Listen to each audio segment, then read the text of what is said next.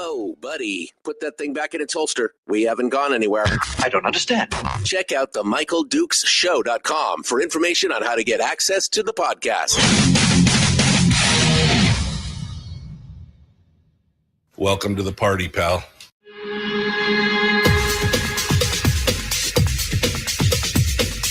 The Michael Dukes Show. The greed and the entitlement is astounding to me.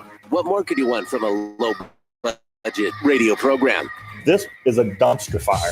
That was just BS. It is time to get a new perspective.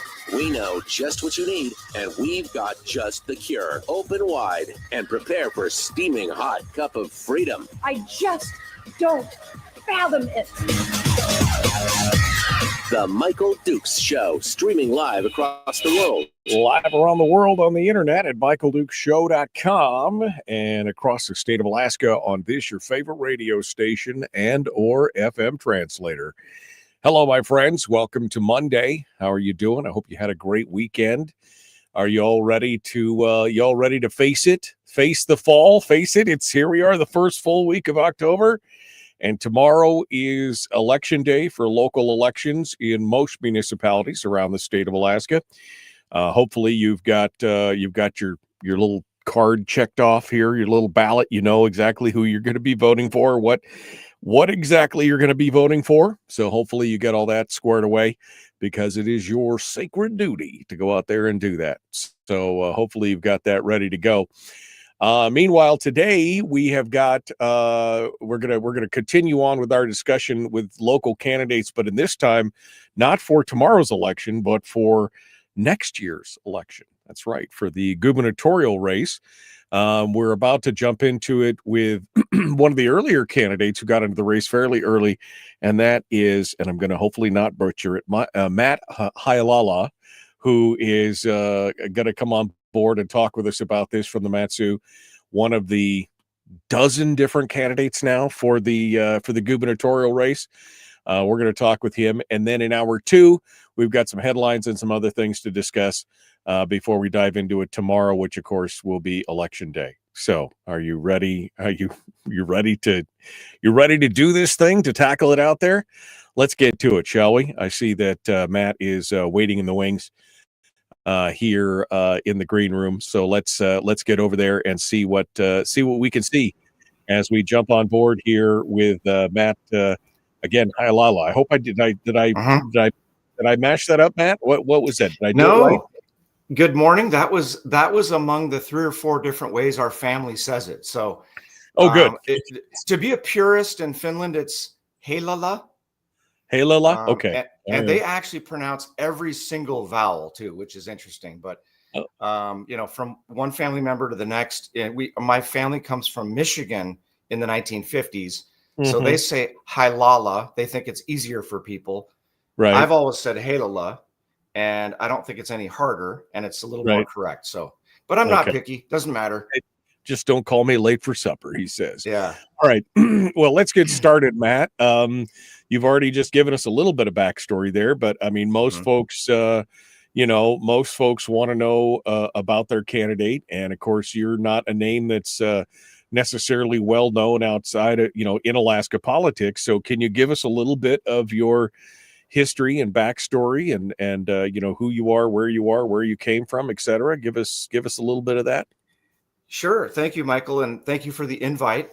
What a great opportunity it is to speak to Alaskans and the Valley. I know this is a well-regarded broadcast. And, I was born in Anchorage, actually only due to some complications my mother had. She barely survived. And I was fortunately born in 1969 up there. I was raised in Nikiski and then Kenai. And then most of my life was in Soldotna, where I met my future wife in junior high, Stacy. We got married out of high school. We were Soldotna High grads, Soldotna Stars in 1988. And my working career began as a commercial fisherman as a young kid under my hard-charging blue-collar dad. He was working at Collier's at the time. It became Agrium in Nikiski. That was around the time I was about 9 or 10 years old. And then we ended up in Bristol Bay when I was 14.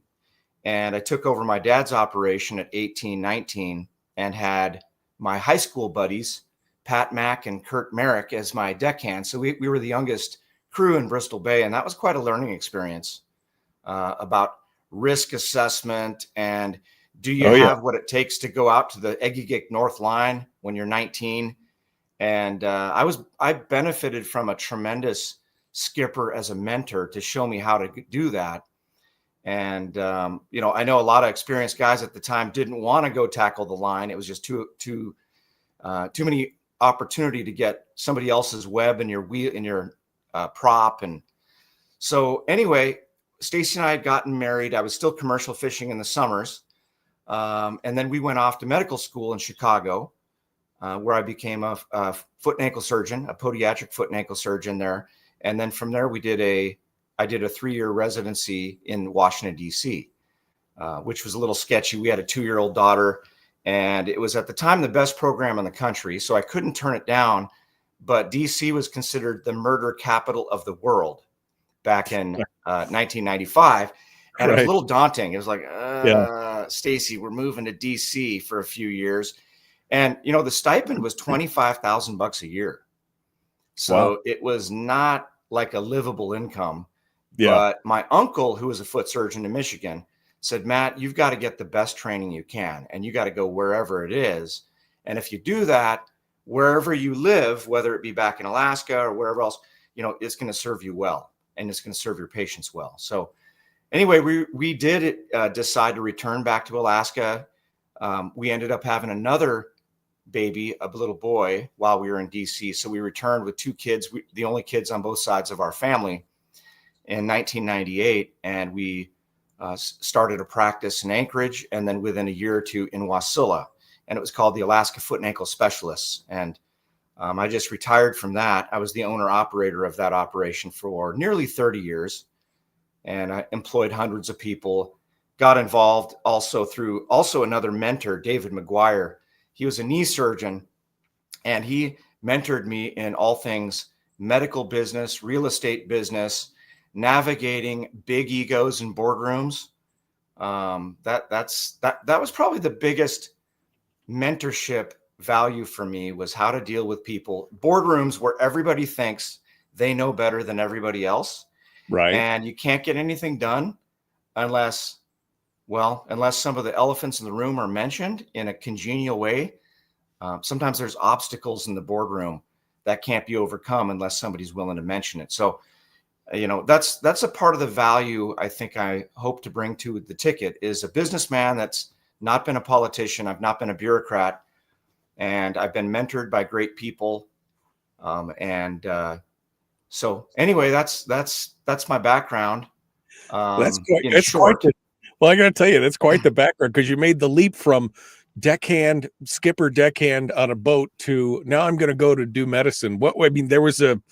There seems like there was quite a what's the disconnect there? What happened in between one and the other that all of a sudden you decided, I don't want to be a commercial fisherman anymore, but now it's the time to become a doctor? Well, yeah, that's a really good question. So there's a funny thing. I inherited my mother's motion sickness gene. And so even from when I was 9 years old, I'd go out there on the boat. I'd be sick half the first day. Okay. And if it was a rough day, I and my crew, we'd be throwing up, puking over the side while working. So it was a miserable experience for the first day. And then we were fine for the rest of the season. And then to top that off, no bathroom, using 5-gallon buckets, not to get graphic, et cetera. It's a rough environment. Right.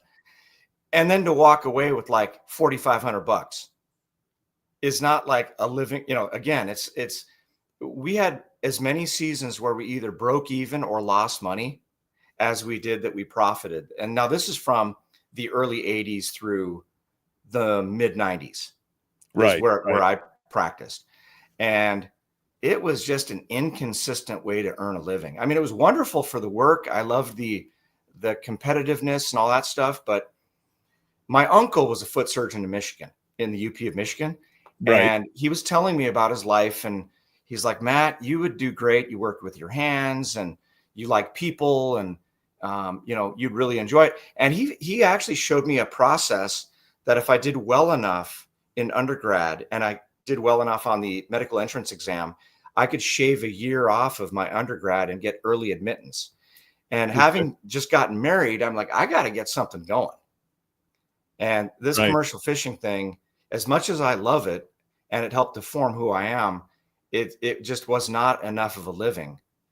So anyway, I went off to that. And frankly, studying in a warm apartment was like a cakewalk compared to commercial fishing. It was just like, wow. Right. So it was really the mentorship of my uncle that got me involved with that. And so, I think the benefit of mentors, constantly learning. Well, this is, it's an interesting to hear somebody's, I always love to hear somebody's backstory, kind of the, where they came from, because it really informs kind of, the direction they're going and why they're doing things the way that they're doing. And that, that actually leads me to the second follow-on question, which is always one of my favorites, which is, when exactly did you lose your damn mind? What would make you decide to want to, you just said you just retired. I think that would be like, now's your well-earned nap, whatever you need to do. But instead you've decided, without any backing, without any, any history of this or anything else, any experience, you've decided to throw your hat into the ring for the highest office in the state. What's up with that? Was it a single instance? Was it a culmination of things? What's caused you to decide that this was the direction you want to take your life? That's a great question. So I've been involved in politics for the last 30 years in Alaska. And David McGuire invited my wife and I to a fundraiser at his house in Anchorage. And this is back when I was about 28, 30, something like that. And he said, Matt, if our community, the medical community, is going to refer our family and friends to you and promote your practice and make you successful, we expect you to be a part of the process, the political process, and you need to donate to good candidates. If you don't, others will, and you might not like the outcome. So David was almost like a dad to me. He was this world-renowned arthroscopic knee surgeon that created the techniques and instruments for ACL, PCL reconstruction right there in Anchorage, which is amazing.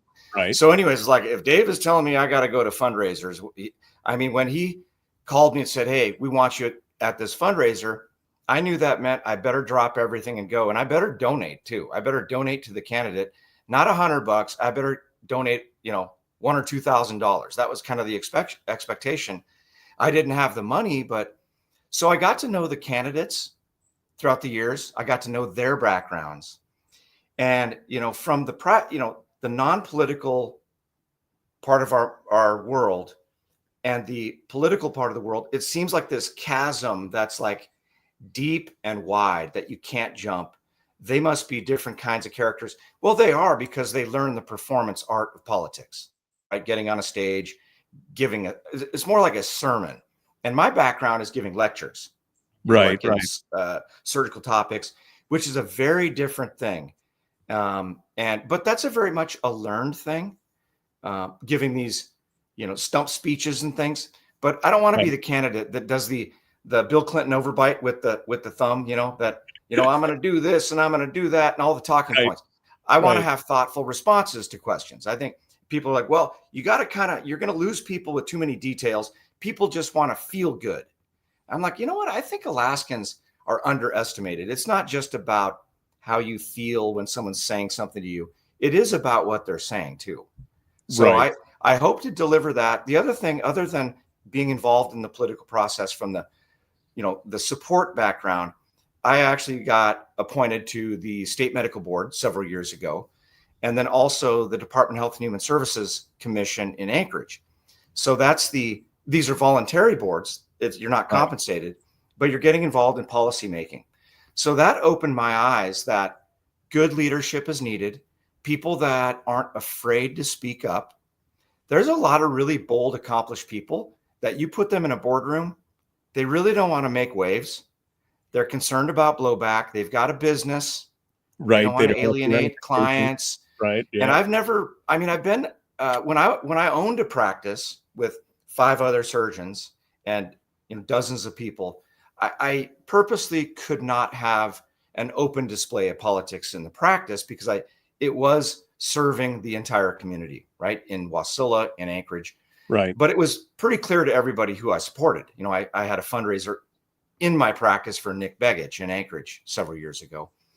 But it's when you realize that you're providing value in that boardroom, when you're making decisions, and then people at the end, boy, we're really happy you spoke up. Nobody was willing to speak up and say that.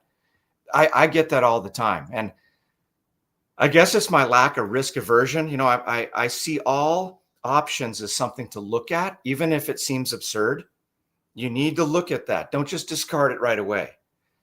With Alaska, we have so many opportunities, so many different things to look at that we can't be too risk averse and keep saying no because it's not perfect. No, we're not going to do that project because it's not perfect. It's not waiting for the perfect project, the perfect deal. It's how many reasonable deals have you completed? Right. And right. I think that's some of the hopefully wisdom I've acquired throughout the decades. And frankly, why did I jump in now? I'm 55. I've got a lot of energy. I love Alaska, and it's been great to Stacy and I, and probably you and I, our generation. I don't know how old you are, but we're probably the same age or similar.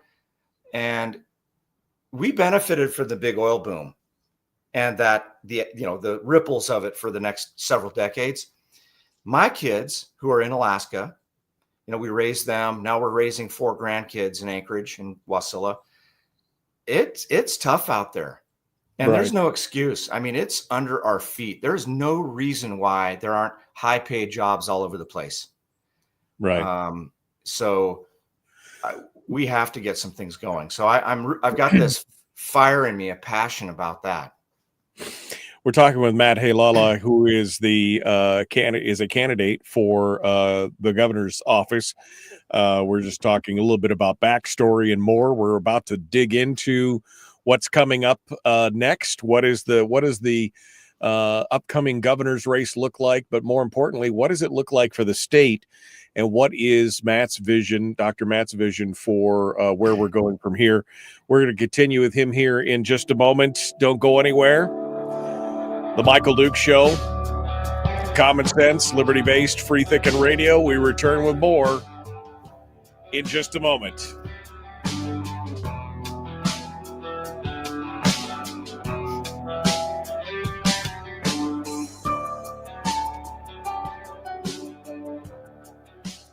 If you missed the show, you can listen to it on your time with Dukes On Demand. Oh, and it's free. Like America used to be. Streaming live every weekday morning on Facebook Live and MichaelDukesShow.com. Okay, we are, in the break right now, and we are talking with Matt Heilala, going back into the chat room, see if there's any kind of comment. Kevin said, you dropped a fish on your foot. That's why you went from being a fisherman to a foot doctor, right? That was what it was. Sure.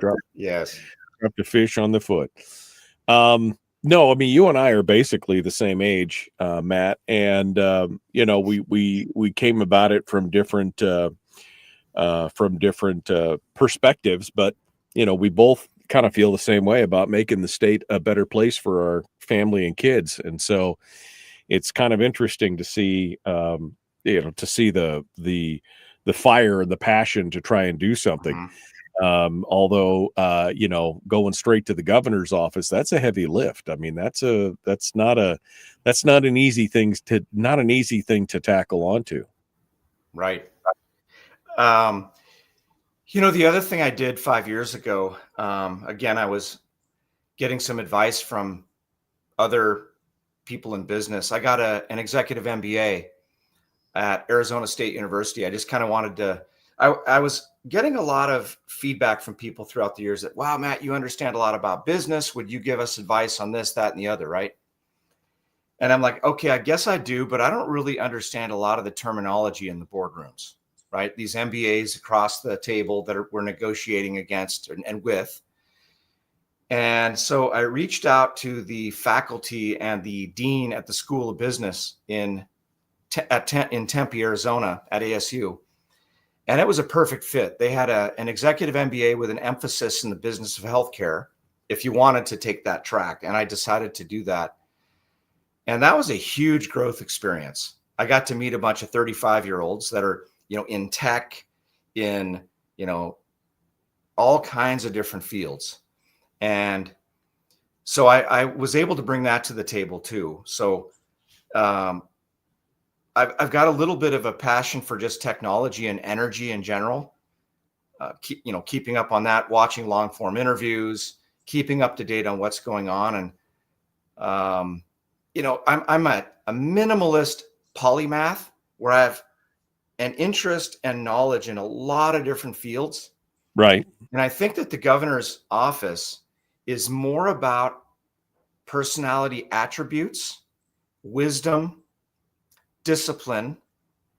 And, you need to have a deep background as an Alaskan, preferably, in my opinion, in business and knowing what it takes to survive in business, employing people. And I think that the machinations of government is nothing to take great pride in. As a matter of fact, there's a lot of opportunity to delete procedures and processes. That's something I discovered in the state med board. I was on a physician assistants work group to make the regulations for PAs modernized. And we saw an opportunity, and I'm like, hey guys, why does that process and procedure even exist, right? It was 14 pages of regs for the PAs. And everybody would look at each other and say, well, we don't know. I go, well, if the answer is we don't know, the default needs to be delete. Let's delete it. So we got 14 pages of regs to 3 pages of regs. That's a big opportunity. We just saved the PAs, their collaborating physicians, a lot of headache and a lot of time that was needless because it was just already, it was there, and everybody was taking great pride in learning about how it all works. We needed to disrupt this stuff a bit. And you can do it in a wise way, but people need to be given permission to do this. And it was funny because after the few weeks of, deleting procedures, deleting processes and things, everybody was like high-fiving. It's like the biggest accomplishment was we went from 14 pages to 3. And it was like, wow, we know that was meaningful. Yeah. And nobody's doing, but the question is, well, what if you deleted something that was important? You just add it back. Yeah. We'll figure it out as we go through. Yeah. And if you're not adding back 10 to 15%, you're not deleting enough. All right. Matt Heilala here, our guest. Let's continue the Michael Duke Show, Common Sense Radio. Let's do this thing. Here we go.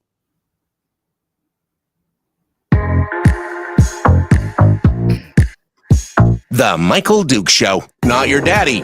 Wait, sorry. Not your daddy? Ooh, not your daddy's talk radio. Huh. Whew. I was scared for a second. Thought we were going down. Here's Michael Dukes and the show.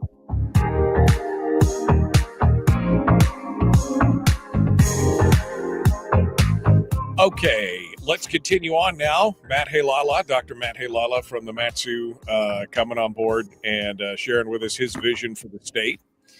And we were just talking about the nature of government. Government has a tendency to grow and to expand, and that's just its nature. And one of the things that we need to do is to cut into that for sure.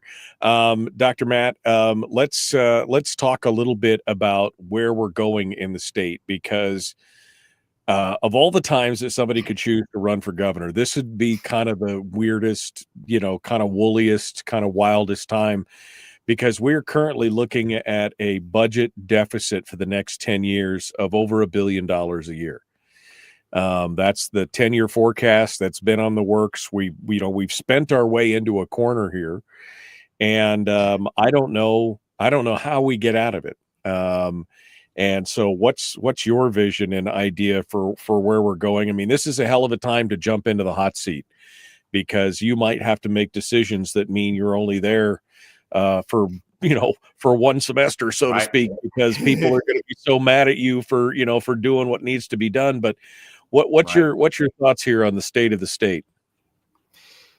So yeah, I am highly aware of that for sure. And if I'm a one-termer, but I accomplished the important task of streamlining, gaining efficiencies, cutting government, it has to be done. I'm not doing this for a career move. This isn't like I aspire to have a career in politics. So it's a tough time, but I think we need people in government that understand what the stakes are, and it's about the future. I'm an admirer of what Doge set out to do federally. Vivek Ramaswamy, running for governor in Ohio, he said, he was on Doge for 2 months with Elon, and maybe there was no oxygen in the room. Maybe when they were both there together, maybe that's why he left. But he said he's going to leverage the things he learned in how they set up Doge for his home state of Ohio. And I know for a fact that the knowledge learned, the lessons learned, the technologies and things employed will be available to us. And we do need to dive in to the gaining some transparency of spending. We need the granularity. Just having a budget that says, roads in this area or that does not give you the detail. We need to know what's being spent, where that money goes. If it's to an LLC, an S Corp, whatever, we need to know who these people are. And we need to know what we're getting back for that effort. And then we need to, in a very cautious manner, make cuts in areas that, are either unnecessary. We may find fraud. People are like, well, you're not going to find fraud. Well, I don't know. As an Alaskan, I think we might. I know we're going to find waste and abuse. I know it. And I bet you anything, it'll be 10 to 15% of the budget. I mean, that might sound like a lot because that's over $1 billion. Yeah.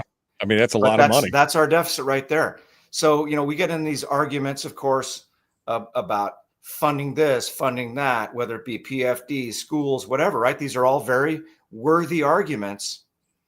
But Alaskans would be more comfortable knowing if they have to sacrifice on any of these things, that the spending that's occurring right now is responsible spending. But Alaskans have no confidence in that. Why would we? We're the perfect setup for waste and abuse and maybe fraud.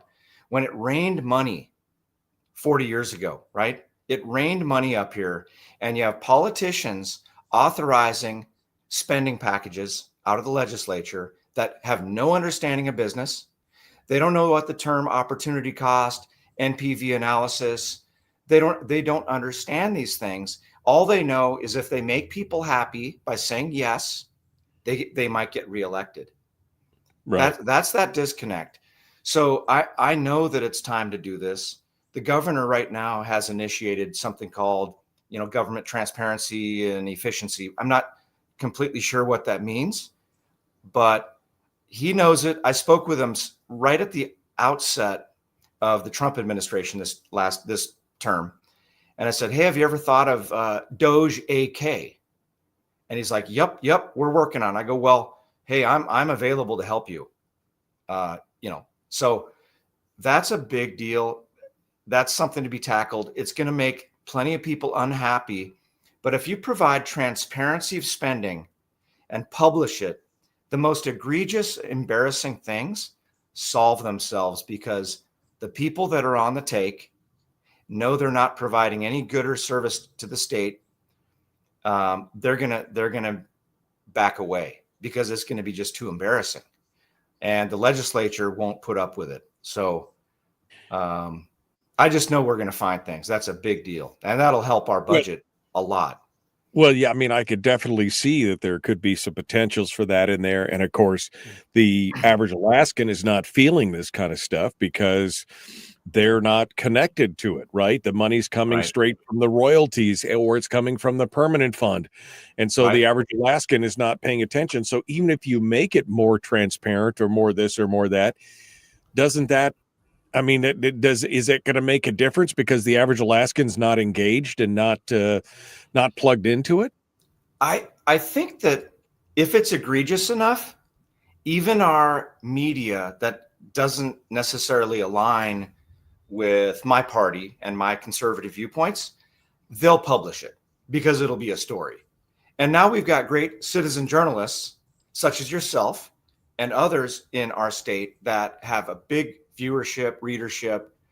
And I think that, obviously it's going to be the bigger, sexier stories that hit the headlines, but we'll find them. And I think Alaskans are engaged. I mean, the big thing, you've got the spending issue, but we've got a revenue issue too, right? And number one goal is to expand our economy. And when we expand our economy, get it booming again across all sectors, then a lot of these problems are solved. But the worst thing we can do, in my opinion, is not tackle that spending issue and provide that transparency just because now the money's flowing again. I don't think that's right. We need to do both. Well, I mean, that's part of the problem here is that we have a revenue problem because we have a spending problem. If government could learn to live within its means, and not continue to expand, we wouldn't have this issue that we have already. Because again, government by its very nature is you just talked about being on the board for the doctors and the physician's assistants where there was 14 pages of regulations and you guys trimmed it down to 3 because nobody could decide why were all these regulations in place? What were they accomplishing? Nobody knew. It was just year after year of somebody stacking another regulation on top because they thought it was a good idea or they had to show that they were doing something. So they created yet another regulation. And that's the same problem with state government. We don't have a revenue problem. We have a spending problem, but we've had it for so damn long that now we're like, well, now we've got it. And do we really need to feed the beast anymore? Do we really need more money going towards it, or should we be connecting this thing back to the private economy in a way? Right. Well, my number one priority, and I think yours, I do care about the state budget, its balance sheet, et cetera. That's critical because that does trickle to Alaskans. But I want a healthy balance sheet for Alaskan families, right? High paid jobs. So we do want a big revenue stream. We do want an expanding economy for the primary goal of high paid jobs for Alaskans. Even some of these mining projects, people are like, well, that's not enough money to the state. Well, yes, it is, because it's enough money for Alaskan families to have a black number at the bottom of their cash flow statement. So there's a lot of families in the red, and that expanded economy, even though it's not awesome for the state coffer, and like I'm with you, sometimes too much money in the state coffer is a problem. But if we can reduce the size of government, and I know that we can, and believe it or not, AI can help us. So the medical statutes, I think, is about 120 pages for all the rules and regulations for providers across the state. And it has become a patchwork quilt of, hey, let's add this one, let's add that one. And in a big interview, it's funny, at SpaceX, Tesla, all these companies of Elon Musk, he said when he sits with engineers, he doesn't ask them, what have you created? I ask them, what have you deleted today? What have you deleted? That needs to be the reward for legislators. And, to simplify something is you just freed up bandwidth, you freed up effort and time to focus on other things that are more important. So there's a lot we can do. And I think AI, believe it or not, it's going to help where you can just feed in a bunch of, regs, statute and stuff and say, hey, how can we make this more efficient? Of course, you have to validate it. You have to work with it, but it can really be helpful in this stuff. Well, and because I say, and the reason that I was asking about the expansion of government is because, again, money that is in government's hands is money that's not in the private economy and growing the economy, because government's not a net producer, they're a net consumer. right? They don't produce anything. They don't produce jobs. They don't produce any of that kind of stuff.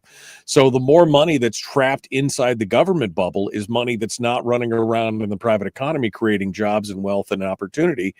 And so that's my whole main point here is that we shouldn't be looking to generate more revenue for government. We should be doing less with what we have. Or doing more with what we have, I guess, less spending less. And that's the biggest part of the problem. Final thought for this segment here before we jump, Matt. We got to go to the next one here. Okay.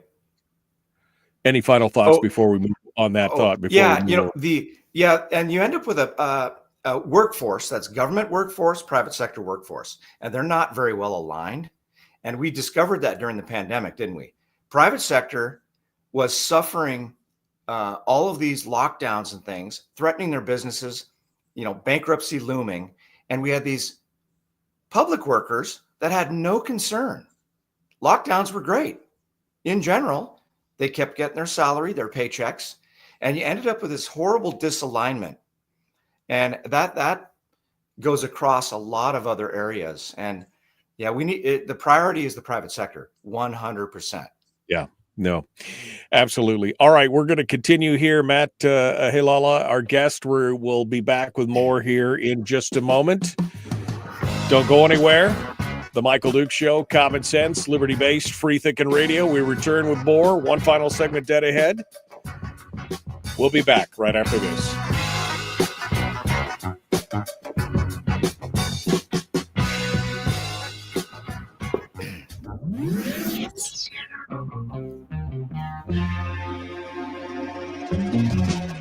Running on 100% pure beard power. Oh, also some coffee.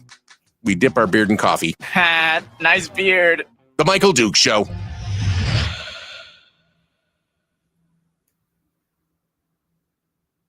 Okay.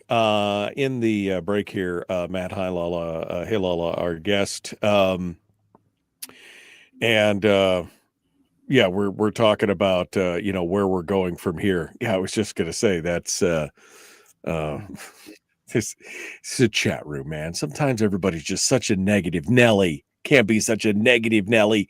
I mean, I'm excited to see this. I'm excited to see this whole thing with the PA thing and the elimination of bureaucracy and regulation. I mean, I'd like to see that. Hell, don't become governor, Matt. Just go in there and get appointed to every commission and just go in there and gut and rip with a chainsaw. You'd do more, and you could do more in 2 years than you could as a governor at that point if you removed all those regulations. Right. You know what? That actually is very fun for me. It's freeing to just see everybody's smiles when you simplify things. But it's very interesting. So we're in very disruptive times, aren't we? There's a lot of people with all this AI saying in big interviews, the smartest people in the world saying, hey, the general populace does not realize that we're in the most disruptive times in the history of humanity. Right. And that within possibly 3 to 5 years, we don't even realize how the world is going to change. And I think that the questions we're concerned with right now and the topics in 18 to 24 months might not even be the questions we're faced with. And I think that you have to elect people and put the people in office that are keeping up to date with the topics, having a reasonable understanding with technology. It's not where the puck is, right, Gretzky? It's not where the puck is. It's where the puck is going. And that takes a lot of work. And you have to have a voracious appetite for learning, constant learning. And so as much as I would love to, I will help with cutting government and complexity. Right. I think that you need people with the breadth and depth in background in the private sector. I apply almost no weight to the value of, well, he's been in government and understands how to navigate through that morass that we all hate. No, let's recognize the morass and ask the question, why does that exist? And if everybody has their mouth open and stare at you longer than about 30 seconds, it probably doesn't need to be there. So, right. No, I mean, that's exactly it. I do not look at somebody who's been there for 40 years polishing their apple and saying, well, I've been here for 40 years and that's why you're Right. and you're part of the problem. Right. We need some new ideas. We need some new blood and some fresh ideas, and we need folks Right. like that out of there. And that's what happens. Right. And that's what we need more than anything else. The other thing I'd say, and I've promoted this quite a bit from when I announced, is that we are like in a state of gridlock and fighting that is inoperable. It's like an inoperable disease, right? But it is operable. I have a bit of a knack. I've been advised that even in the height of a very emotional argument, to get people to sit back down and to keep discussing accomplishing the main goal of whatever the task at hand is. And we do need to diminish the contempt. And it doesn't mean that you give up on or compromise on principled issues like critical issues, protecting kids, etc. But you do have to, reach out with a handshake and a smile, even people that are your opponents, to recognize we got to make jobs for the next generation. We got to expand our economy. We've got to make cuts that are going to hurt. So I do have a mission to bring at least moderates to the table on the other side. Some of these people, I guess you proved over and over again, they really don't want to work with you, and that you can't make them. But I think there are plenty of people, even on the other side of the aisle, that you can align with, get along with, and accomplish the task at hand, rather than siloing each other off in these camps. That's not going to work. Right. Well, we got to be able to agree to disagree. I mean, we've got to be able to find commonality and common ground, even amongst people that philosophically we may be opposed to, just for the purpose of working together. But we also have to stand on our principles, and that's the biggest challenge right now is standing on our principles. And we've got to stop fighting with each other, which will lead to which is going to lead to my next question here as we get ready to come back. We're about 30 seconds out from rejoining the radio, so we'll continue here with Matt Heilala, Dr. Matt, coming in from the MatSu, running for the governor's office.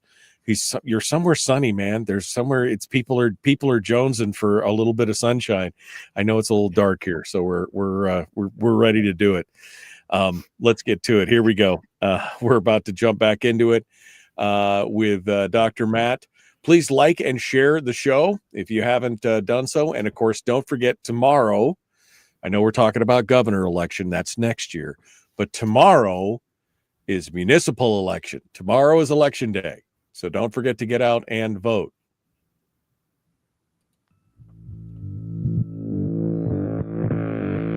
Public enema number one. Oh, wait, sorry. Public enemy number one, which makes more sense. On the other hand, he's a little bit of a pain in the Michael Duke Show. I am a perfect angel. I don't know what you're talking about. All right, welcome back. Dr. Matt Heilala is our guest. He is running for governor on the Republican ticket next year. And we were just talking about, kind of the growth of government and what we need to do and reduction and then the infighting and all. We covered a lot in the last 5 minutes during the commercial break. But one of the things that I wanted to come back to was Matt was just talking about, fighting and working across the aisle and trying to work. Matt, I think some of the times we have a hard time working amongst our own conservatives, right? We end up shooting ourselves, circling the wagons and shooting inward.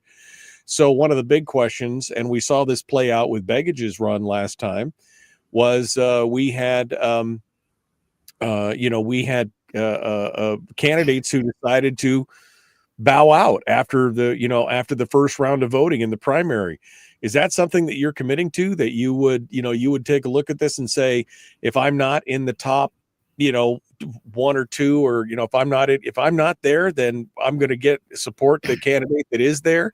Because I think essentially you have to basically say, if you're not number one candidate after the primary, then you need to get out and everybody support number one, right? I mean, with 12 different candidates out there. Right. Yeah, this whole open primary thing is a challenge. That's another thing. I think we need to get back to the basics. I was just in a forum up in Fairbanks with the other candidates, and this question came up.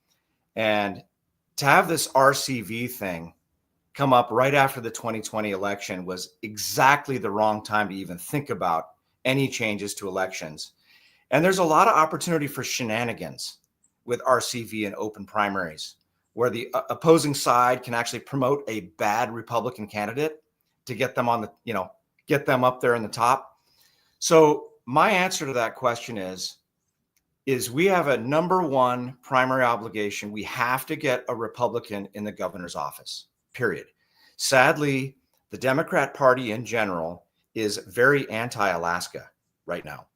And, Dan Sullivan's doing a great job explaining that with the 72 executive orders locking up Alaska that we just got repealed with the benefit of our new administration.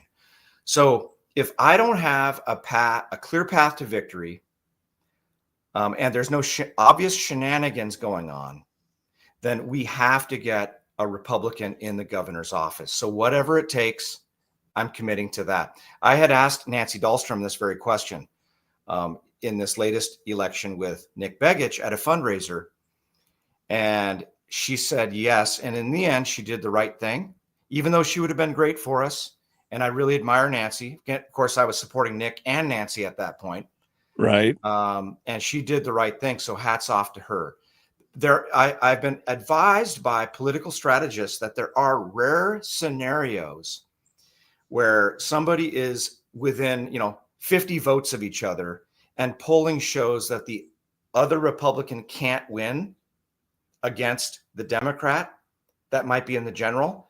And that, you don't want to absolutely say you'd leave, but again, if I don't have a path to victory, and if there's no weird oddball situation, we have to get a Republican in there. And if it's not me, so be it. Right. Well, like you said earlier, you'd be willing to go in as a one term candidate if that's what it takes. If this is really about fixing the state, then that's what's important right there for sure. Absolutely. We're coming down here. We got about 6.5, 7 minutes. And so I want to kind of look at this. What would be your first steps? If, I wave my magic wand and you've been elected governor, what are your first steps here in the, in the first year? What do you look at? What are you going to be focusing on? And then what do you hope to accomplish? Well, right off the bat, and I'm already working on this, I actually have 3 people that would already be in my administration as commissioners of the different departments, DOR, DNR. I've got the best tax man for the oil and gas industry, said that he'd come back to work. These people are not government people. They're private sector people that understand state spending and understand the obligation of gaining efficiencies and cutting and making some reasonable cuts. So I would have the first 6 months to a year to initiate a more aggressive transparency in spending, like a Doge type thing. Maybe for political purposes, like the governor has done, it wouldn't be called Doge. It's just called government efficiency and transparency. But that would be the number one goal. The other thing is to take the baton, like in that relay from Governor Dunleavy in the current administration, and not create any obstacle to anything he has accomplished with Glen Farn, with Trilogy Metals, all these different industries that are poised to jump in these projects, to not get in the way of any of that, and to continue aggressively getting those projects going. So that's the number one. So it's the transparency of government spending and efficiency. That's going to be full throttle from day one. And I like Vivek Ramaswamy. It's like, hey, we can leverage things learned at the federal level. These young hackers and all these people that get the information where legislators thought they had the information, they actually didn't. So that's number one. Number two is having that, we call it a cabinet, but it's really not, the administration in place. And I'm working on that right now. And I have some very talented people I think have the right attributes to make that happen. And then to continue with the projects that the governor is working on. He's singularly focused right now, even to criticism. Some people are criticizing that he's not communicating enough with the legislator. I'm not Dunleavy. I don't know, but I give him credit for working full throttle for the LNG line, for opening up some of these other things, the possibility of these AI centers. That's an exciting thing. Energy projects. We need energy, abundant, cheap energy. If you can make that happen, industry follows. The latest AI center that Musk is setting up is a gigawatt AI center. And it's roughly twice the energy required in industry and residentially in the state of Alaska, is all in one warehouse outside of Memphis. It's called Colossus 2, a gigawatt center. How can we do that? Well, we have to do LNG line and things like Watana. You don't just do one, you have to do multiple things all at the same time. Right. Well, that's, and again, that's great, but I'm still waiting to see what the price tag is on all this stuff before we, jump in with both feet. We've been hearing, I'm from the interior. I remember back in the early 80s and then the late 80s and then the early 90s, how gas was just around the corner. It was always just around the corner because everybody always had some pie in the sky, right? So when I see the actual numbers and see where everything's at, then we can talk about it, right? Right. And the deregulation, right? That we're these things are coming together so nicely with Trump coming in. Deregulation is a big priority. Bill Armstrong, I was talking to him a few months ago about the regulatory problem. He's the guy, the wildcatter that's discovering, sockeye, pica, all these fields. Sure. He says, we've got 2 additional Prudhoe bays that they expect to have discovered by the time they're done working their way west from the NPR. And he said, right now, a well is more easily permitted in less time in California than in Alaska. That's ridiculous. Yeah. How did that ever happen? We got about 60 seconds here, Matt. So final thoughts, final elevator pitch. Where do folks find out about you? Give it to us. Well, my website is Matt for Governor. That's 2 T's. And 4 is the number, mattforgovernor.com. We're going to be a lot more active on social media. That's a new thing for me. And I just want to emphasize it's about the next generation. We have an obligation. We have to commit to these projects, commit to getting along and align well enough that we can float our state and get it steaming down the tracks again. So thanks for the opportunity, Michael. It's I love your background too. Lifelong Alaskan with similar concerns. And anyway, it's an honor to be a part of the process. Well, I appreciate it. MattForGovernor.com. Matt Heilala, thank you so much for coming on board and joining us. Hold the line for just 1 second. We appreciate it. Don't go anywhere. All right, folks, we got more coming up. Hour 2 is dead ahead. Some headlines, some discussion, some phone calls, and more. We'll see you in hour 2.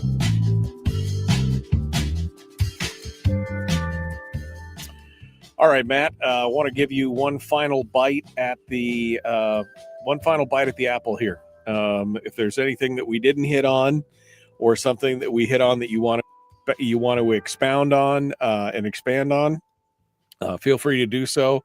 I'd like to give you a little bit of an extra crack at it here, just in case there's one more thing that we need to dive into. Yeah, I think that a lot of the things we're seeing, the arguments over the PFD, spending of schools and things, is occurring because Alaskans don't really feel like they're a part in this fledgling startup we call the state of Alaska. And we're still a very immature economy. And I think that we need to find ways for Alaskans to become equity owners in some of these projects. And it's been suggested that maybe it's through the PFD. That's already a great filter to determine who's eligible, right? Are you really an Alaskan? So that's a beautiful filter. And at some point, as we get this economy booming, maybe you can elect to defer your dividend and you can check a box of Watana Dam project or LNG line or, whatever, what have you, and you can become a small equity owner. Right now, the LNG project is 75% goes to Glenfarne, the company we're aligning with to make it happen. And then 25% goes to industry and Alaskans for an opportunity to become an owner. And when there's a shortfall in earnings, in that startup company called Alaska, normally when you're an owner, you have to be worried about cash calls. So you exercise discipline as an owner to recognize you want that business, and that's the state of Alaska, to survive and thrive. And when you lack that alignment and you're only looking at cash to you, that's not a good partner in business. And I think that people, when they recognize they have a stake in the future of Alaska, I think that needs to be communicated and made real. So, we gotta align, and you do that if we become partners with each other. Right. Well, I mean, again, and I'm not convinced, like I said, I'm still not convinced that the gas line is going to happen. We still haven't seen the updated pricing. I mean, we're working on 10-year-old pricing. 44 billion was from 10 years ago. What is it today? With I bet it's going to be 55. Yeah. Well, the benefit, we are the geostrategic and geopolitical thing where our allies need a secure, reliable source of energy. They don't want to rely on Russia. They don't want to rely on other parts of the world. So I think there's a geostrategic, geopolitical lever here that our administration, Trump administration, is really pushing. And we do have a lot of investors willing to come in and be a part of these projects too. So I think the financing seems to be aligning. The Glenn Farn CEO gave a nice talk on this. So yeah, but I'm optimistic. You have to have a number. Well, I'm Right. I'm cautiously optimistic, Matt. Right. Right? Exactly. I mean, like I said, exactly. You and I have been around the same amount of time. We've heard all the stories about how gas is going to be here next year. I was part of the Port Authority, the Gas Line Port Authority in Fairbanks. I watched all that happen. So this is just one of those things where I'll believe it when I see it. And until I see those numbers for what is the new costing. Right. Are there people who are willing to throw money hand over fist? I mean, if it's at 44 billion, great. But what if it's at 70 billion or 75 billion or 80 billion? I mean, we just don't know. Yeah. I mean, the Wood Mackenzie report says that even with an 80% subsidy, it delivers gas for $4 over what the market will bear. Nobody's going to want to invest in that. I know. Right. So we got to have a team. Yeah. We got to have a lot of questions here. We got to question the narrative. Right. I like what Jeff Bezos said the other day. He's a little bit of an oddball, but he's brilliant. We got to admit he's brilliant. He said, good leadership is you get rigid on vision of where you're going and be flexible with the details. And we need the details, that's for sure. But we need people that can help us get from here to there. And we can't have people, and there's plenty around us in businesses and things that show you how it can't be done. We need people that can show you how it can be done. And I think we have to become a yes state, not foolishly. I'm with you there. I mean, you don't just do things because you want to. It has to make sense. But I think there's no better time than now to get these things done. I mean, we'd love to see it. I'd love to have Alaska gas, but it also has to make financial sense one way or the other to do it. So we'll see where it all comes out. I mean, these are aspirational goals at some point, so we have to really take a look at it. All right, mattforgovernor.com, M-A-T-T, mattforgovernor.com. Matt Heilala, doctor from the MatSu. Thank you for coming on board and being part of it today. We appreciate it. It was a good conversation. Thank you, Michael. Honor. Great to get to know you, and I'll be available anytime.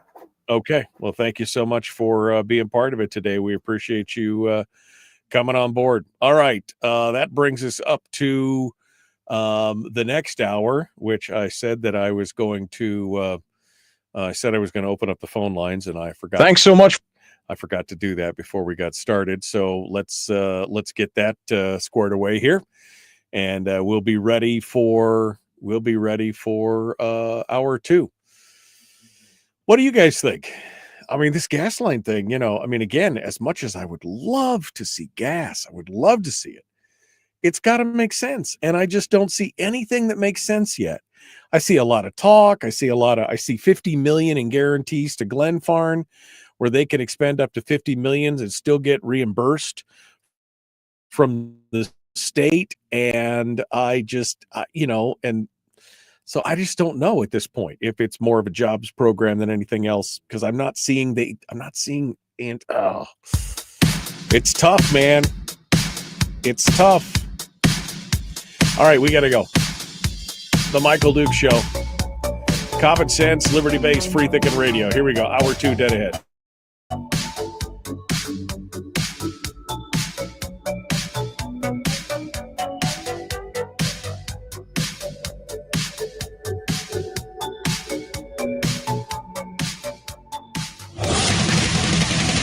Whoa, buddy. Put that thing back in its holster. We haven't gone anywhere.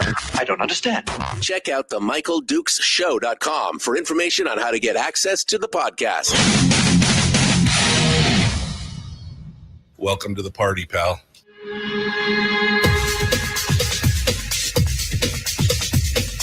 The Michael Dukes Show. The greed and the entitlement is astounding to me. What more could you want from a low-budget radio program? This is a dumpster fire. That was just BS. It is time to get a new perspective.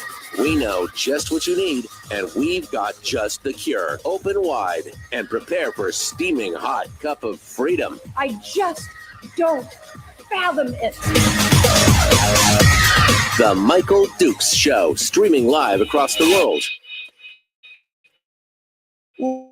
Live around the world on the interwebs at michaeldukeshow.com and across the state of Alaska on this, your favorite radio station and or translator. Hello, my friends. How are you? How are you doing today?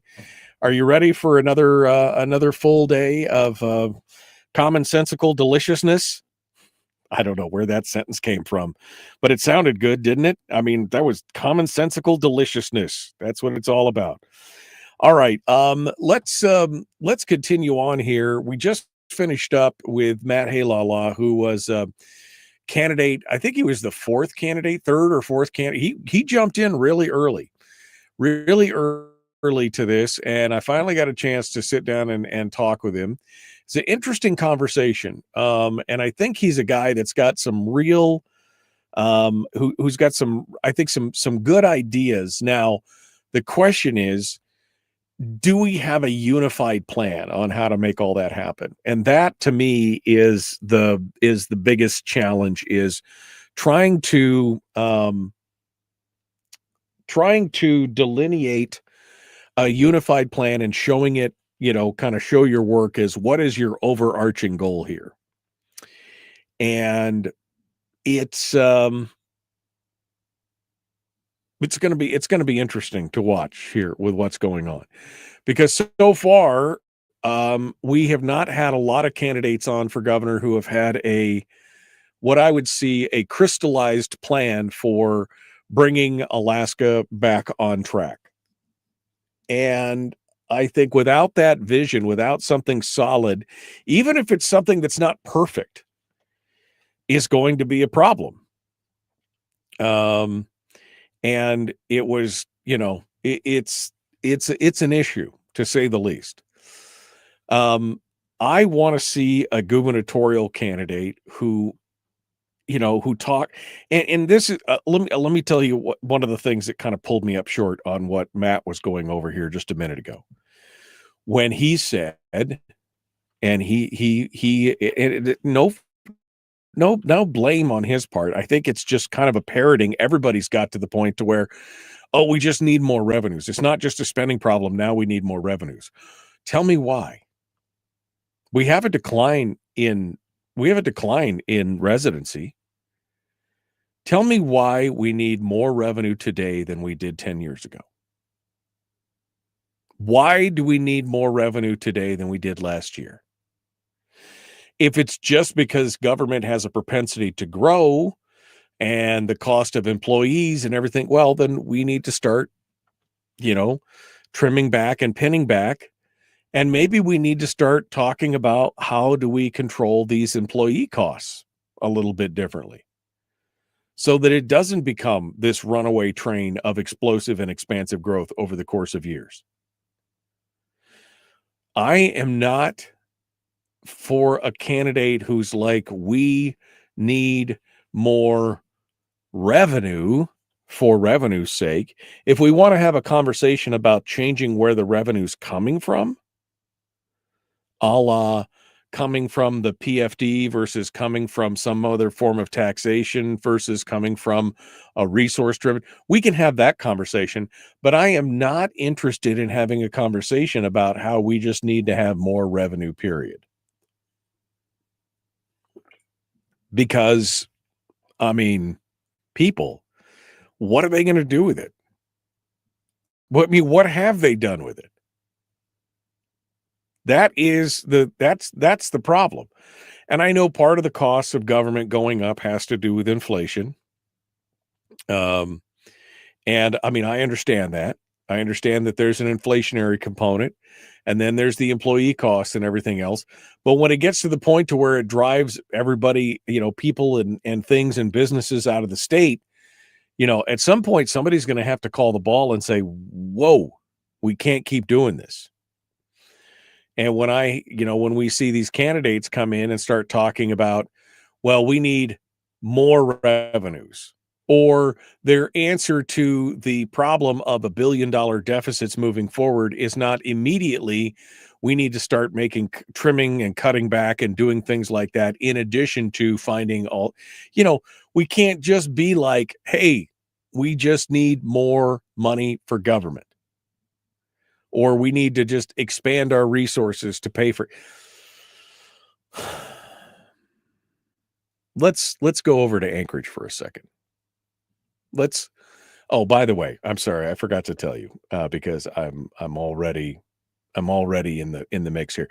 I opened up the phone lines, so if you want to have a conversation with me today about this, or you want to argue with me about this, or yell at me or whatever, 319-527-3864. The phone lines are open, 319-527-3864. Or if you want to comment on, what Matt Heilala was just talking about, or anything else, we're just going to open line it today, okay? Because it's election day, and whatever. We're gonna go through it. All right. I mean, there's a lot of components here. Ron just said, because government union employees have guaranteed pay raises in their contracts, unlike the private sector.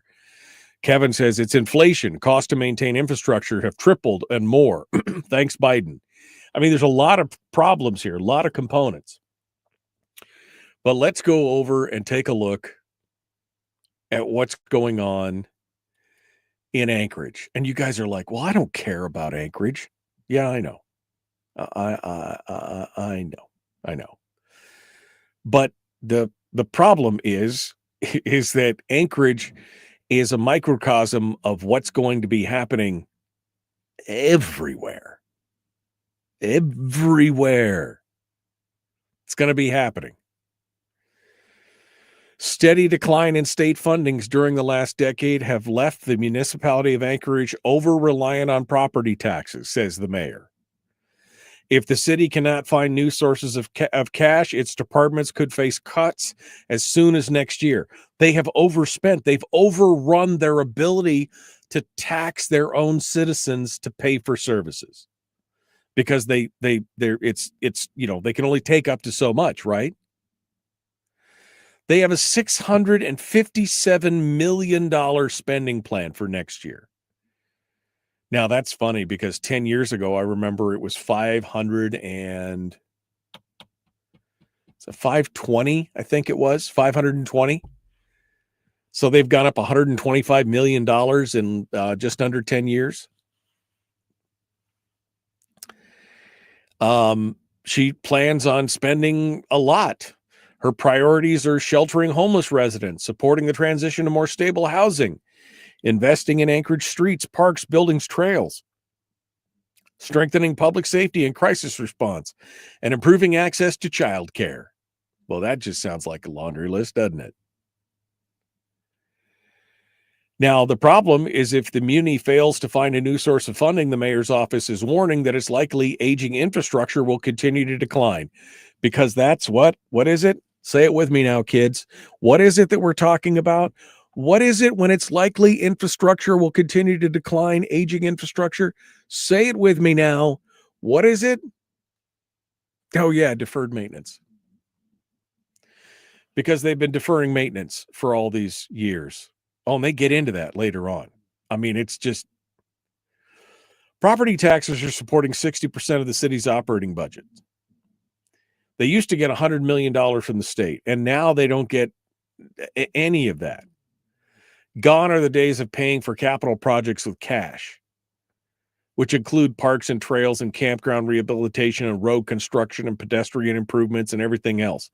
Bonds are used to cover the cost of these projects and must be paid back over time through the borough property taxes.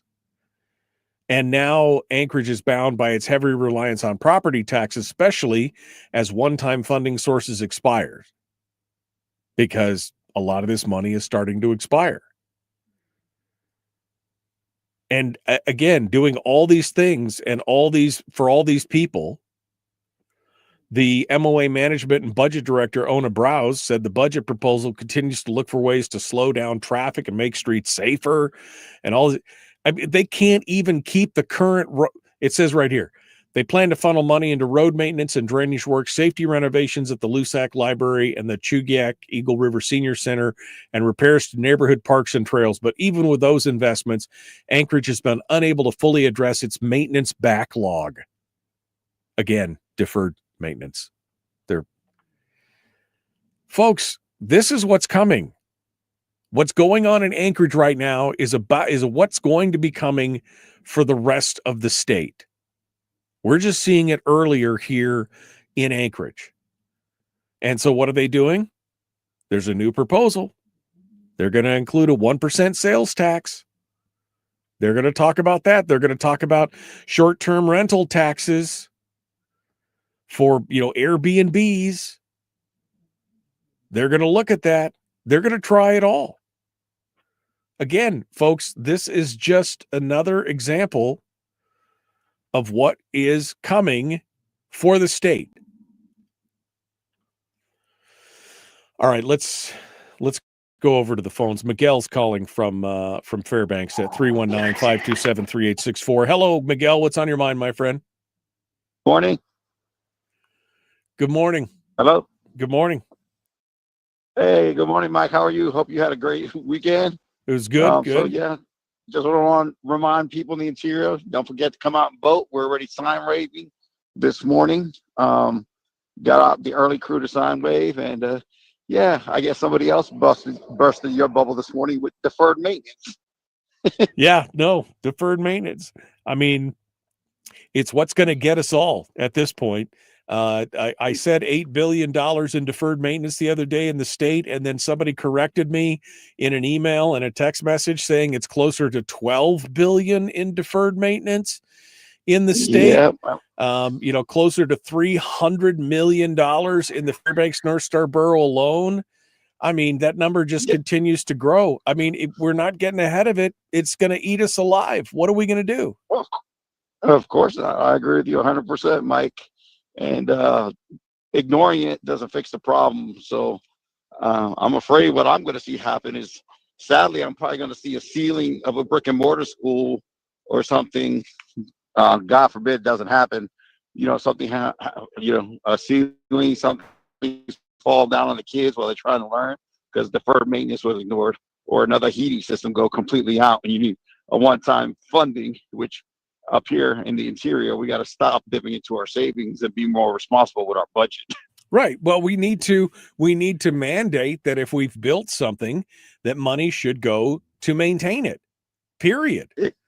Right. I agree with you. I mean, 100%, Mike. And the money cannot be deferred to somewhere else. We cannot take the money and put it somewhere else. There has to be some kind of mandate that it has to be done. And also, these are the consequences for our government using the subsidies for COVID for other things than what they were supposed to, spending it when they were told not to spend it on things that they were not supposed to. These are the consequences our citizens are facing now.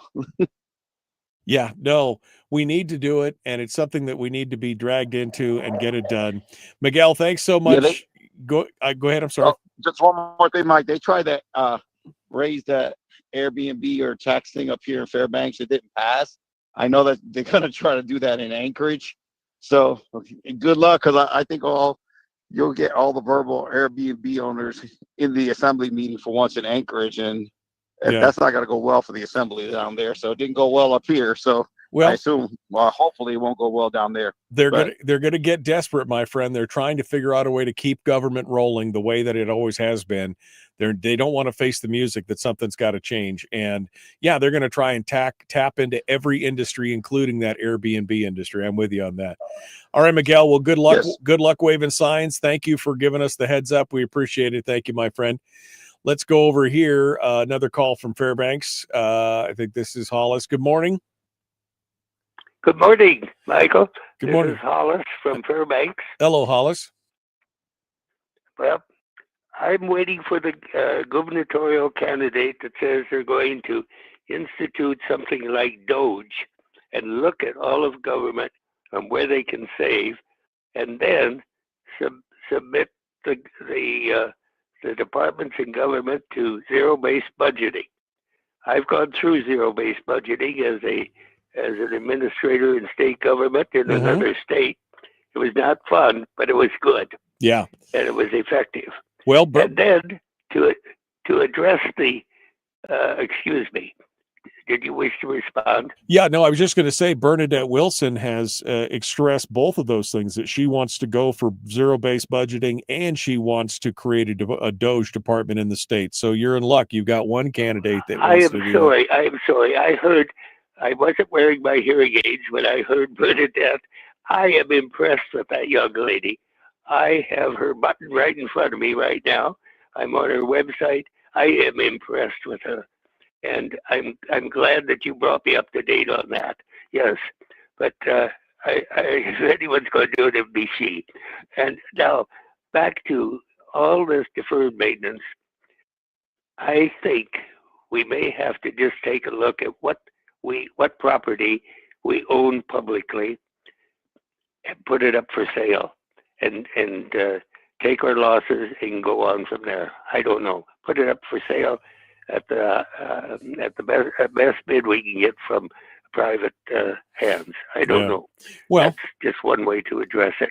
Well, we can't. We've got to change the way we do things, Hollis. I mean, just selling the property. Oh yes. I mean, just selling. Oh yes, and then from there on, we got to. When you build a new building, you better have something in escrow to take care of that the maintenance on that building. Yeah, no, I agree with that. I mean, that's the thing. We can't just sell the buildings and keep doing things the way we've been doing.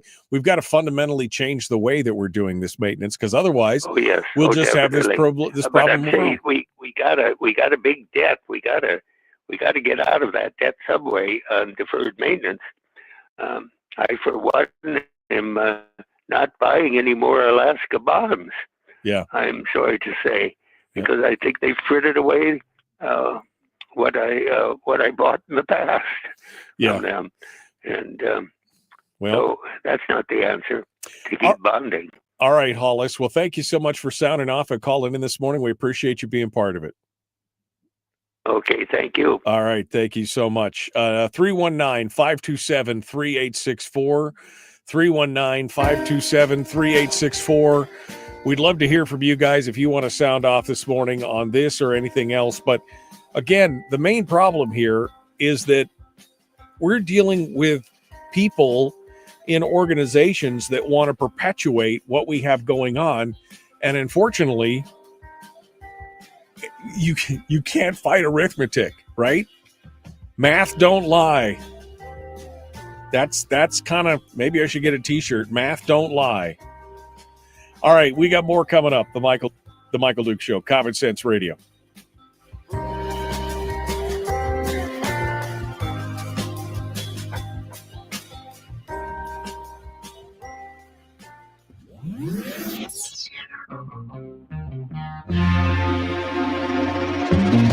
Listened to by more staffers in Juneau than any other show, because their bosses told them to. And after what they just heard, oh man, they're going to be pissed. You're a bad, bad man. The Michael Duke Show.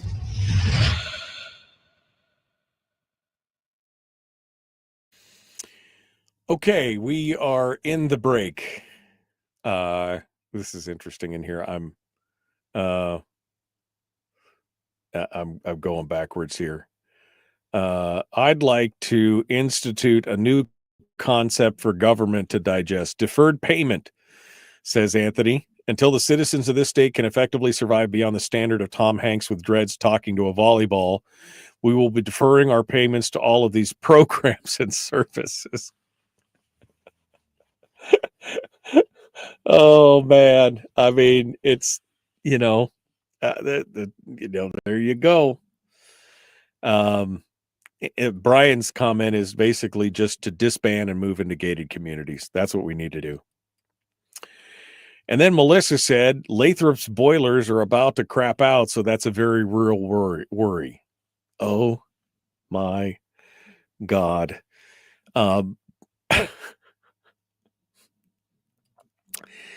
As a heating guy, says, well, first of all, good morning, Timothy. Good morning to get Timothy. Anthony says, as a heating guy, I can tell you with some level of authority, a heating system doesn't just go down. It takes a considerable amount of neglect and ignoring issues to have one fall flat on its face.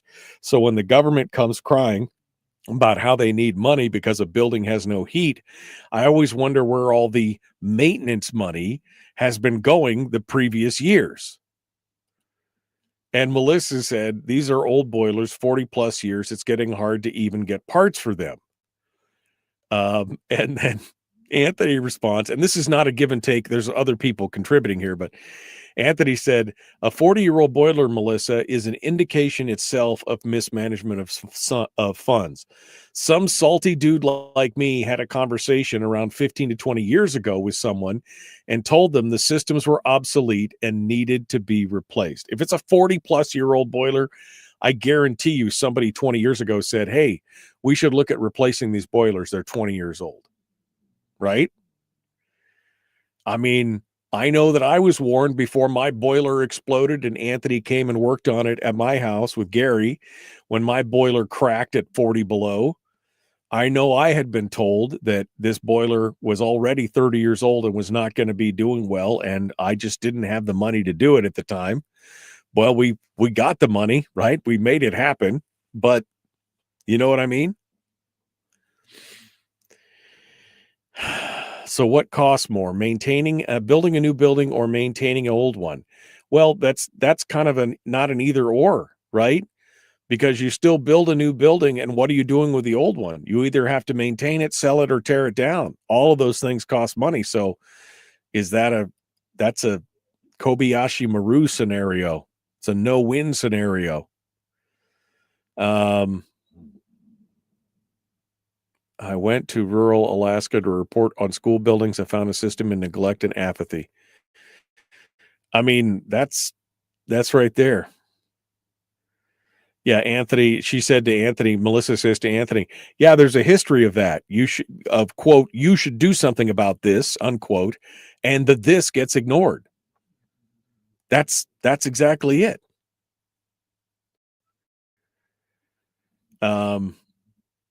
Yeah, it's shocking, the things that are just basically being ignored. And again, this all has to do with prioritization. $300 million in deferred maintenance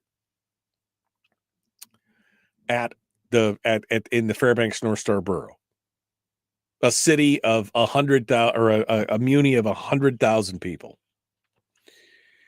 So, pardon me while I do some quick math.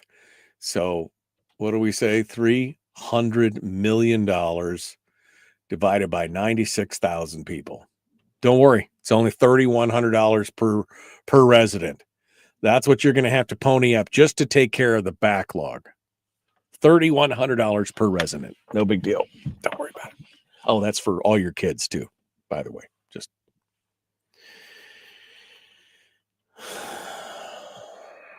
boy, should not have gotten involved in this conversation this morning, should we? Here we go. The Michael Duke Show, common sense, liberty-based, free-thinking radio. Like, share, subscribe, ring the bell. Let's get to it. Here we go. The Michael Duke Show, proudly splitting the left versus right. dichotomy. Yeah, I had to look that word up too. I don't think it means what he thinks it means. Here he is, though. That guy, Michael Dukes, the one with the show.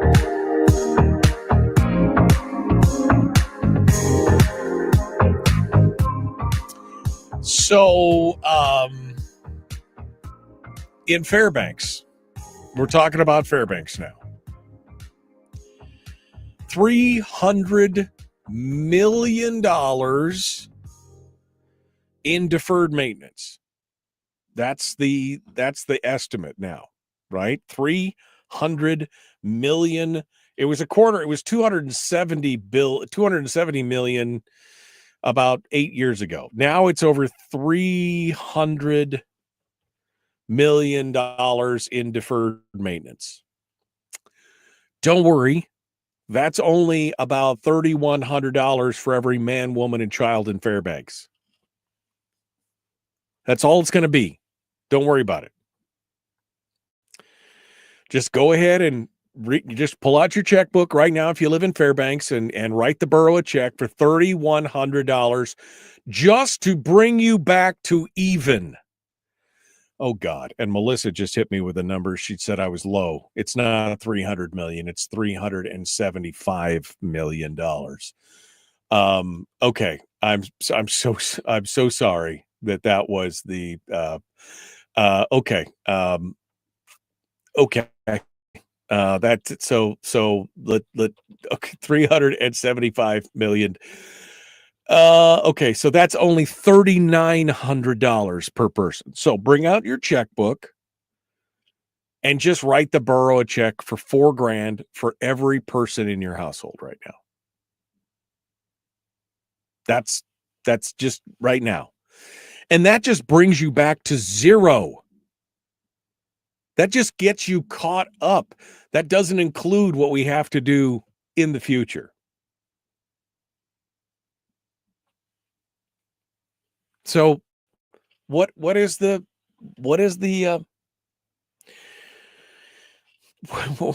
answer? What's the answer here? Stop diverting funds to whatever pet project you have out there. Where is the monies that were supposed to be spent to upkeep the things that we have today? Right? It's I'm just asking. How much, well, Fairbanks, Kevin just asked a question about how beautiful, wide, and sexy is the Steese Highway. How much has Fairbanks spent on road in the last 2 decades? Well, first of all, the Fairbanks North Star Borough doesn't have road powers, so they're not building roads. The city of Fairbanks is building roads inside the city, but the rest of them are all state roads. So there is no road powers there. Don't forget to keep that in mind. But again, I'm going back to this article with this budget, where now they're still going on and on. They still have all their priorities, fixing the homelessness and more parks, recs, and trails, and more all of this other kind of stuff. And I've got to ask the question of how much in building maintenance are you behind, and how many more parks, recs, and trails are you going to build before you upkeep what you already have? I mean, how much more? It's and then they start asking questions about, we may have to make cuts to services to residents. LaFrance said she has narrowly avoided cuts in service to Anchorage residents. They worked with the department heads to prepare budget scenarios with anywhere between 2 and 15% in reductions. Well, it's about time. But she goes on to say, as it stands, residents will see cuts in the future. It's time for a serious conversation about what we can and can't afford if we continue on this path. Okay, great. Well, should parks and recs be at the top of the list when you've got all these other things, like you can't keep the buildings that you've got going on? If you can't keep a roof up, maybe that's why they want parks and recs, because then we can do everything outside. I don't know. But again, this is just a microcosm of what's going to happen in the state. 100%. 100%. All right, let's go over to the phones and see what you have to say. The phone lines are open. 319-527-3864 is the phone number. Let's go over here. Good morning. Who's this? Where are you calling from? Randy in Fairbanks. Good morning, Randy. What's on your mind? Well, I just wanted to again mention to people to pay particular attention to the city of Fairbanks mayor race. I've called you about this before, and I won't mention any names, but you've got your incumbent mayor. He's doing a real good job. And then you've got the challenger, a lady. She seems like a nice lady and everything, but I am worried about the reoccurrence of that massive, burdensome anti-discrimination law that they try to push through in 2019. And I've talked about this before, but and that law was, the big focus on it, of course, was the LGBT aspect. But that law covered a whole bunch of other categories, one of them being age. And the reason I'm quite concerned with that law is because I had been working for a trucking company for the past 11 years. I gave my 2 weeks notice last March because there's some things I had to attend to. And so this moment I'm unemployed. And if I am able to continue on this earth and everything, I will be seeking employment again. Now, I've had a bad experience prior to going to work for this company. I was trying to apply for moving companies because I was trying to get a CDL, which I finally did get later. But and so I thought I'm going to work for some moving companies. Right. I couldn't get a job with those moving companies, where you move furniture and pick up stuff, to save my life. Now, at the time of that, back in 2013, I was 58 years old, and they were advertising for people, looking for people. I couldn't get a job. And the reason, I suspect, is because they were discriminating against me because of my age. And the reason I think they were discriminating against me is because in state law and federal law, there are anti-discrimination laws that protect old people above 40. Well, my opinion is they don't protect me at all. They make it harder for me to get a job because when the guy looks at me and says, well, this puny looking guy, old guy, he probably won't be able to lift up a couch or something, and if I have to fire him, that'll be troublesome. He might sue me or something for age discrimination, which I would never do. So I'm looking at my own future. I'm 70 now. And if I go applying, I don't want the city to pile on with their age discrimination law because that'll make it even harder for me. So I'm hoping that people will vote for, I'm hoping they'll vote for the incumbent who's running for re-election. Who's that? Even though the lady who is challenging is nice, or seems nice anyway. I'm worried about that because she's kind of a left-leaning person. I'm worried about that massive discrimination. And you're talking about the mayoral race, right? So you're talking about the city of Fairbanks. So you're talking about yeah. David Pruse, who's the incumbent, or Mindy O'Neill, who's the challenger. Well, yeah, I wasn't going to mention names, but you did. So that's well, fine. No, that's fine. I mean, we need to know who you're talking about because this amorphous thing, people are like, who's he talking about? Nobody knows.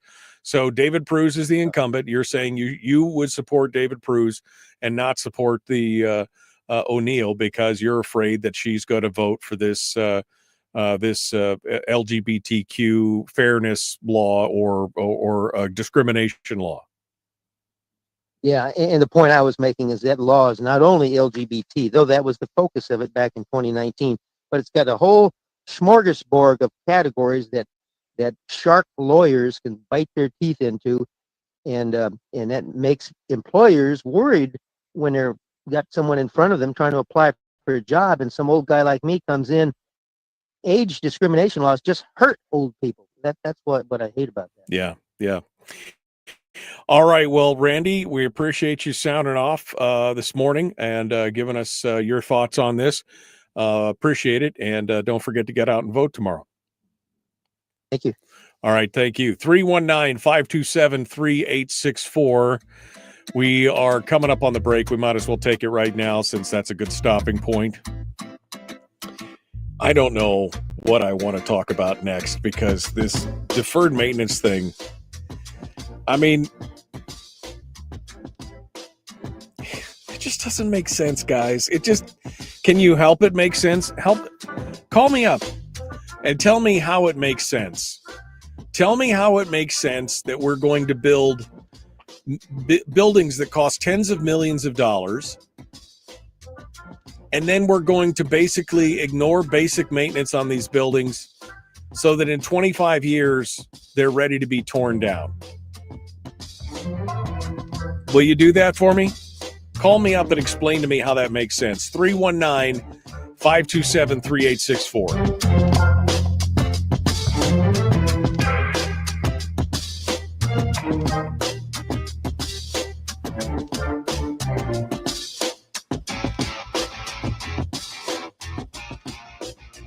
We're broadcasting live through a series of tubes. Allowing all of these entities to provide streaming stuff going on the internet. Well, it's kind of hard to explain. Sorry.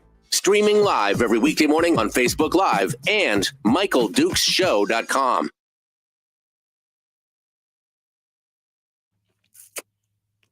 Okay.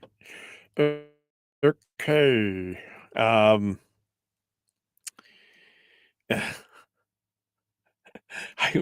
Fat Ray says, I will not call you up and tell you something is so that I don't believe. Okay, well, I wasn't asking. I wasn't asking you to do that. I mean, I'm just, yeah.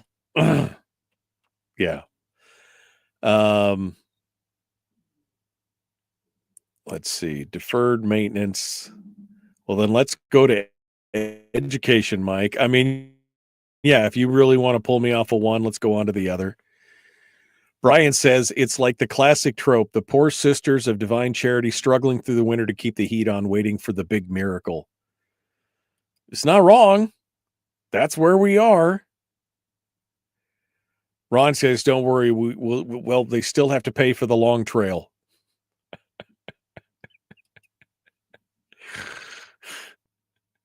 I mean, that's just, the point being that Kevin said when I was talking about no road powers for the borough, he said the point is that the state has spent a pile of money for Fairbanks roads that could have been spent on deferred maintenance to UAF, REAA schools, major school maintenance, etc.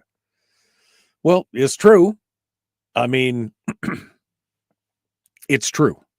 They could have spent a bunch of money on it, but again, it's not just the roads. This is not a binary question. Sorry, sometimes I'm getting older and my brain is not picking up the words as quick as it should. That binary question of either or. You get roads or you get deferred maintenance. There are so many other things that these monies have been, captured and taken up. And by the way, the school maintenance in Fairbanks, I mean, the school district is supposed to be taking care of that. And those are borough buildings, right? So where's the borough's responsibility in this? We created a school district maintenance fund when I was on the assembly because, again, this was my hot button issue. And why do we continue to defer all these, because always there's some other program that we should have spent we can defer that. Don't worry, we'll just bond for that later. It'll be fine. It'll be fine. We just deferred that. Because we have this other project that's so much more important. And what we really could do is just, we'll just pass a bond issue for that later on.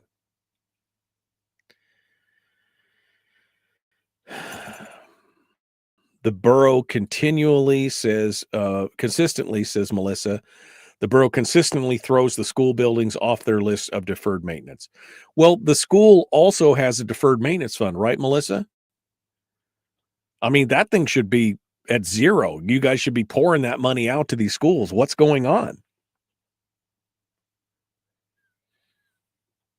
Yeah.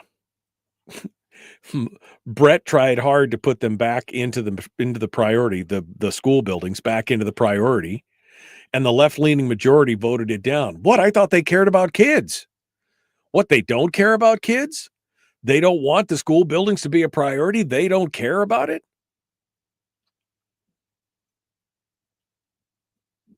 Freaking doomed, man. We are so freaking doomed. A bunch of people running around acting like nothing bad is ever going to happen to any of us. Doomed. Doomed.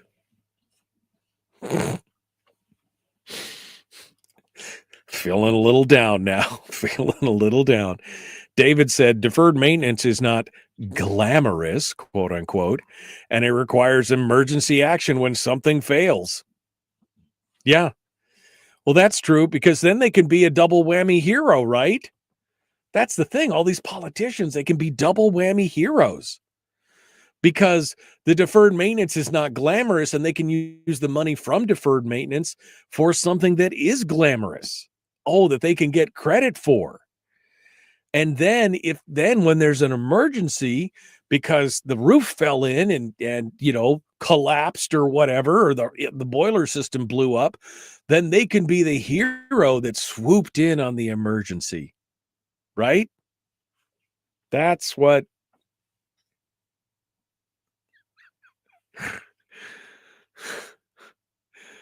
oh my God. Special thank you to some brand new Common Sense Corps members. I wanted to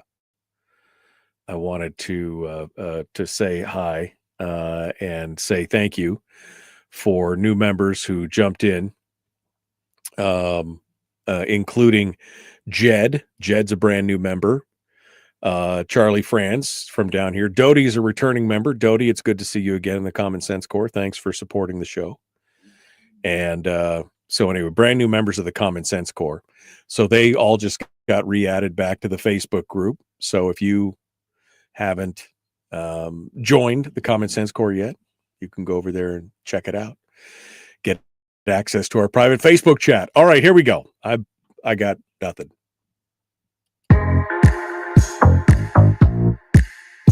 The Michael Duke Show. Not your daddy. Wait, sorry. Not your daddy? Ooh, not your daddy's talk radio. Huh. Whew. I was scared for a second. Thought we were going down. Here's Michael Dukes and the show.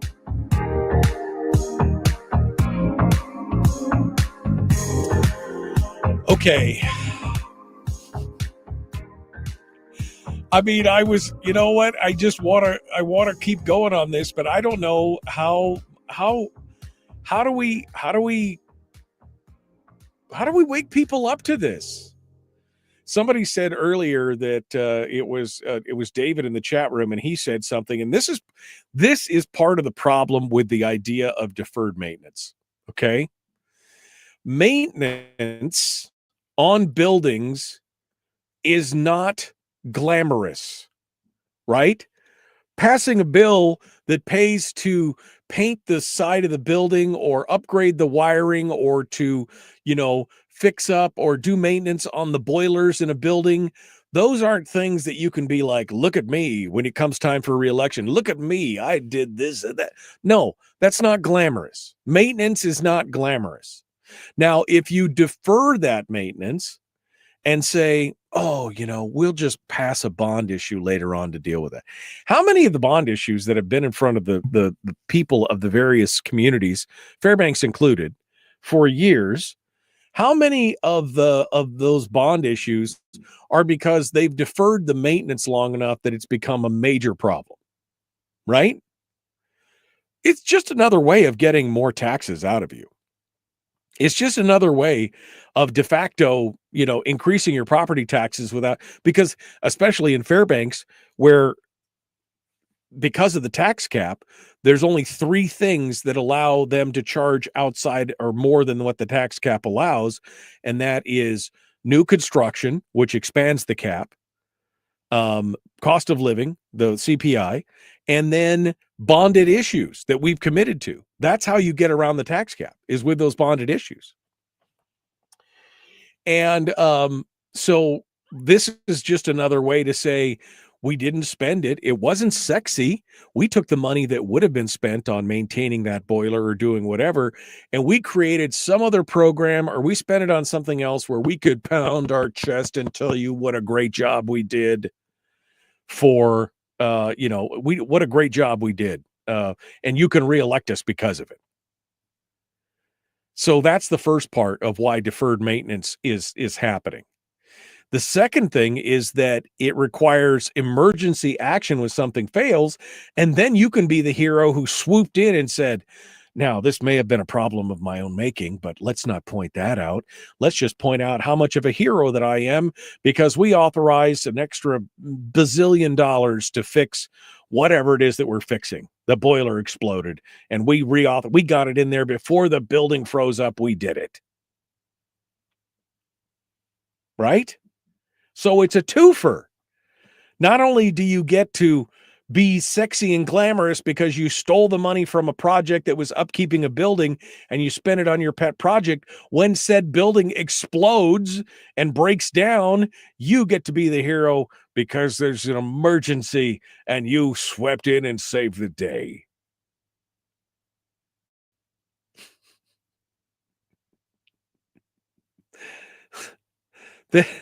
This is, that's the thing, right? And again, most of these people have been there long, but they are at least to blame for the deferred maintenance problem that's there in the first place. Right? That's where it's all. And so explain to me in small words, because I'm just a Lathrop High School graduate, explain to me, if you would, how this deferred maintenance is a good idea. I needed to cuddle a dog for a second because I'm getting agitated. How is this a good idea? Right? How does this work? That it makes sense that we should spend money. And again, they want to spend $33 million on a brand new puppy palace, a new animal shelter facility. Do they have a plan for maintaining it and upkeeping it and doing everything with it? No. Okay. Well, that works out, doesn't it? That works out, right? And then what did Melissa told me? Melissa said in the chat room, she's the school board president. She said the borough, because the borough owns the school buildings in Fairbanks. She said the borough assembly is consistently throwing the school buildings off their deferred maintenance priority list. Why? Well, because they'd rather spend that money on something else. And then Brett Rodermund, he tried to put them back into the priority, and the left-leaning majority voted it down. Right? They voted it down. But I thought they cared about the children. Don't they care about the children? Right? So maybe somebody can explain to me how this works, how this is a good idea. Because again, this is the same reaction that I had 10 years ago when I was on the assembly in Fairbanks, and I railed and said, how can we let this go on? And of course, it wasn't until a year and a half later that we discovered that the full extent of the maintenance backlog in the community was at $278 million or something. Which, great, I felt vindicated, but that still left all of us taxpayers. And yes, I'm still a Fairbanks North Star Borough property taxpayer. I still have to pay the taxes on my property there. We still are, we're still on the hook for it. How does this help, folks? How does this, and why do we allow it to continue? And in the state government, it's even worse. What was it, Kevin? It's not $8 billion in deferred maintenance. It's $12 billion. You thought the $7 billion in unfunded liability in the defined benefits program was bad? It's $12 billion in deferred maintenance for the buildings that we already own and built and are responsible for. What are we going to do then?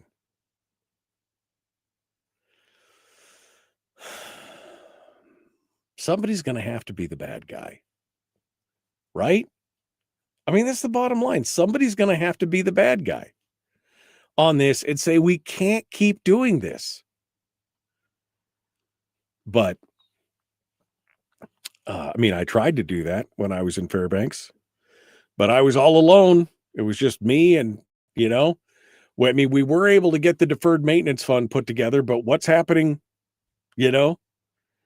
what's happening now? What's going to be going on in the next,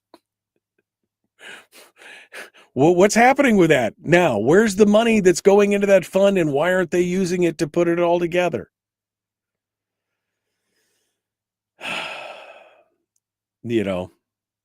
Improper framing.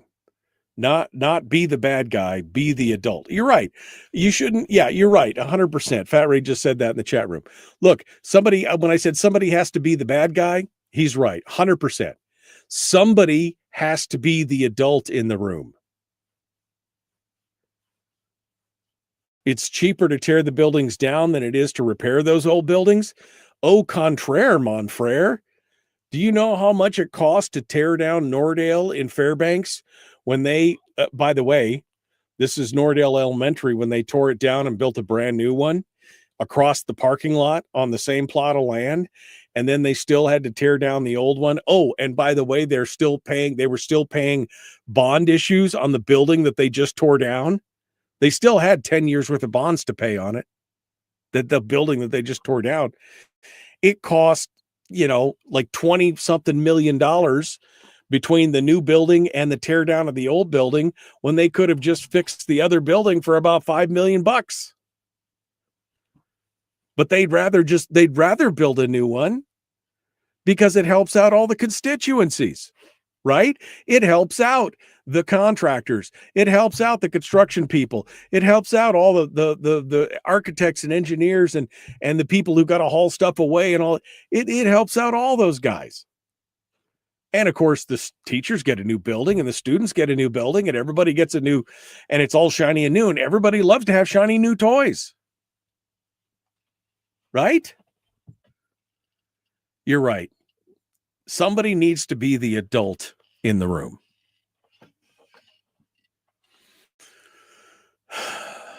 Unfortunately, there doesn't seem to be enough of us.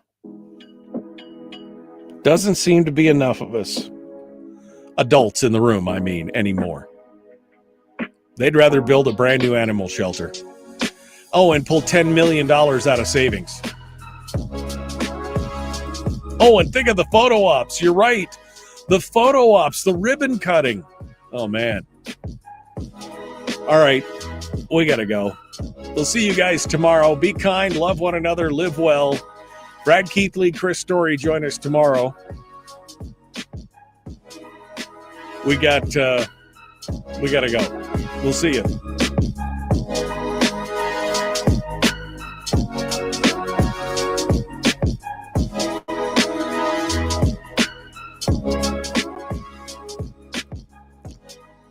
All right. Layla says, Mindy O'Neill is not a nice person. Not a nice person. Apparently, she didn't like it that Randy said she was a nice lady, because she's treated people who testified against busting the tax cap with bitter derision. She's not a nice person. No, she's a big tax and spend liberal. That's what it is tomorrow. All right, my friends. Well, I don't know. It's Monday. Can you feel me? Can you feel my pain? I feel so much pain over this whole thing. This whole deferred maintenance. Tomorrow's a better day. We'll get it done on. All right. We will see you guys tomorrow. Have a good one.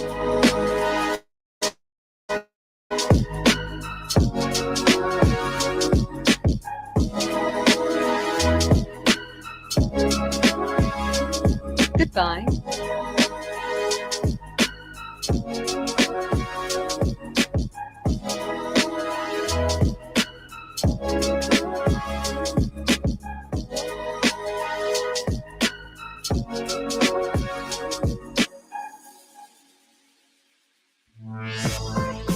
We've shed our terrestrial radio skin, and now we are slimy lizard internet people. It's the Michael Duke Show.